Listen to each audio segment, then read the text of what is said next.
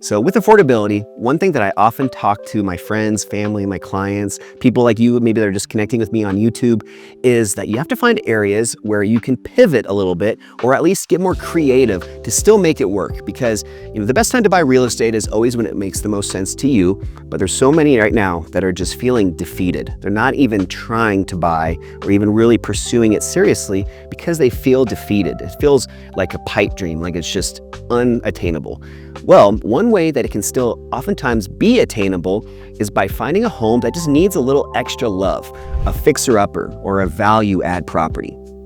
With Wheat Ridge, since you have so many homes that have been lived in for years and years and years, these people that have been in the same home for maybe, like I said, 30 or 40 years, oftentimes these people, they become very comfortable in their home and they haven't gone through any sort of serious or significant renovations. So oftentimes you'll be able to find homes in Wheat Ridge that have original countertops, maybe even some of those really old appliances that just you don't even know really what to do with them. Or maybe it's also just the old outdated windows, that really small square footage of home. The rooms themselves are very boxy. They're not that newer style of open layout and floor plan. Well, there's a way to still make that happen with an existing home through some fixing up and renovations. And you can a lot of times do this in stages.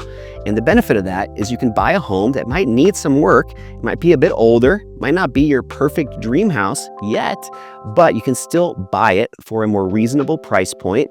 And then over the next few years, as the economy improves, as just maybe your career takes off a bit more and you have more disposable income, just whatever trajectory you are on life, as it gets better and better, hopefully, over the next couple years, you'll have that additional money to then invest in your home to make those improvements. And some of this can be done yourself through sweat equity.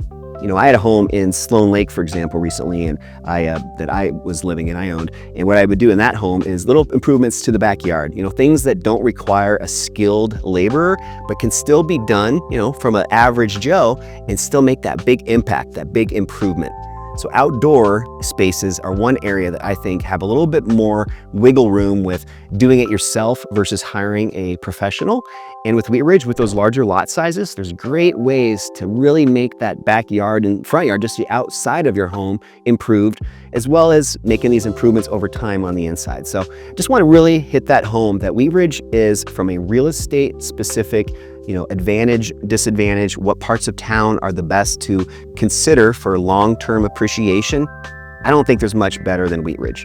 And to take that one step further before we close out this video, this is a personal opinion of mine, but I think a lot of you might also agree. When you look at different areas of Denver on a map, so let's just say we have a 10,000 foot view and we're looking down on Denver, you have to look at areas that have limitations when it comes to expansion, limitations when it comes to where you can build, where that area can continue to grow. And I like areas that are limited. And what's great about Wheat Ridge is you have limitations pretty much on both sides. On the west, you have I-70 and the mountains, and there's just very little room to continue growing to the west. To the east, you've got Edgewater, downtown Denver. Those areas are all so maxed out as it is. You're really in this area that doesn't have opportunity to continue to grow and expand. And by that happening, you have scarcity. You have the ability to have something that has supply and demand with limited supply, which means increased demand.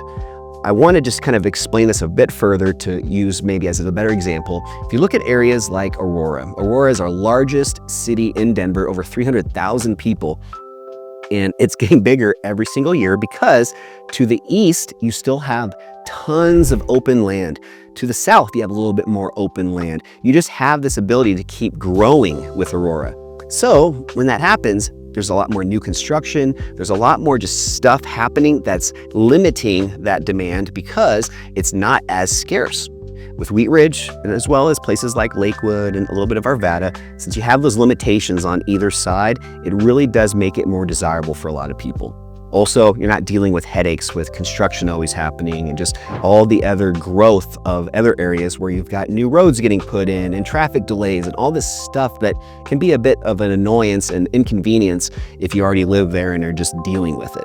Also, Oftentimes in those newer areas, you're going to see higher taxes because they might even have what's known as a special taxing district or a metro tax district, which is a short-term additional tax they place on the homeowners to help pay for a lot of that civil engineering and just the infrastructure of that growing community. So you can avoid a lot of those expenses by finding areas like Wheat Ridge that are a little bit more established. I know that was a lot in a short amount of time, but I hope you guys got a little bit of what I was putting down there for a few reasons why I think Wheat Ridge is a phenomenal place to consider in 2026.